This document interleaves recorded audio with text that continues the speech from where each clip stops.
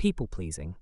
It's a pattern many of us fall into, often disguised as being nice or helpful, but it's an exhausting cycle that can leave us feeling drained and disconnected from our true selves. So why are we so wired to do this? It's not just a bad habit. It's a complex coping mechanism with deep psychological roots. Today, we're digging deep to uncover the 7 core reasons, the 7 whys behind people-pleasing. All right, let's get into it. Number 7. The primal fear of rejection. Let's start with our caveman brain. For our ancestors, belonging to a tribe was essential for survival. Being rejected or cast out meant almost certain death. Your brain is still running on that ancient software. So when you fear someone will be upset with you for saying no, it's not just social awkwardness. It's a deep primal alarm bell screaming, "Danger! You might be exiled from the group." Your yes is a desperate attempt to ensure your safety and belonging. Number 6. The outsourced sense of self-worth. Many people-pleasers struggle with low self-esteem. When you don't have a strong, internal feeling of your own value, you look for it externally. Your self-worth becomes a currency you can only get from other people. Every thank you, every compliment, every sign of approval is a deposit into your self-esteem bank account. The problem? This makes your self-worth incredibly unstable, rising and falling based on other people's moods. You're constantly performing to prove your value. Number 5. The childhood role of the peacemaker. For many, people-pleasing was a survival strategy learned in childhood. If you grew up in a home with a lot of conflict, tension, or emotional instability, you may have learned that the safest role to play was the peacemaker. You learned to read the room, anticipate needs, and smooth things over to prevent an explosion. You became an expert at managing everyone else's emotions to keep yourself safe. As an adult, you continue playing this role, even when the danger is no longer there. Number 4. The fear of being seen as selfish. People-pleasers often have a rigid definition of what it means to be a good person. And in that definition, there's no room for prioritizing their own needs. The word selfish feels like the ultimate insult.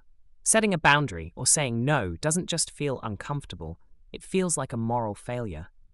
This triggers intense guilt, so you say yes to maintain your identity as a good, selfless person, even if it harms you in the process. Number 3. The high empathy burden. Are you someone who feels other people's emotions very deeply? This is a superpower, but it can also be a kryptonite for people-pleasers. When you consider saying no, you don't just anticipate the other person's disappointment, you feel it. You absorb their potential sadness or frustration as if it were your own. To avoid feeling that second-hand negative emotion, you sacrifice your own well-being. It's easier to deal with your own inconvenience than their discomfort. Number 2. The unmet need for conditional love. This is another root that often goes back to childhood. If you grew up in an environment where love and affection were conditional, meaning you only received them when you got good grades, were quiet, or behaved perfectly, you learned a dangerous lesson. I am only lovable when I am useful and pleasing. As an adult, you continue this pattern, trying to earn love and friendship by being indispensable, helpful, and accommodating at all times. Number 1. The deep-seated aversion to conflict. For a people-pleaser, any form of disagreement, no matter how small, can feel incredibly threatening. Conflict is not seen as a normal part of relationships, but as a sign of imminent collapse. Saying no or stating a different opinion could lead to an argument, and that's the last thing you want. So you agree. You go along with the plan. You stay quiet. Your yes is a shield you use to protect yourself from the intense anxiety that conflict brings up. So we've seen the whys, but it's crucial to understand the price of this behavior. It's not harmless. People-pleasing leads to chronic stress and burnout. It breeds resentment towards the very people you're trying to please. And most tragically, it can lead to a complete loss of your own identity. When you spend your life being a chameleon, adapting to everyone else's needs and wants, you can forget who you are underneath it all.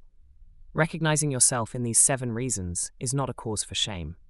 It's a moment of empowerment. You develop these patterns to protect yourself. They served a purpose. But now, you have the power to choose a different path.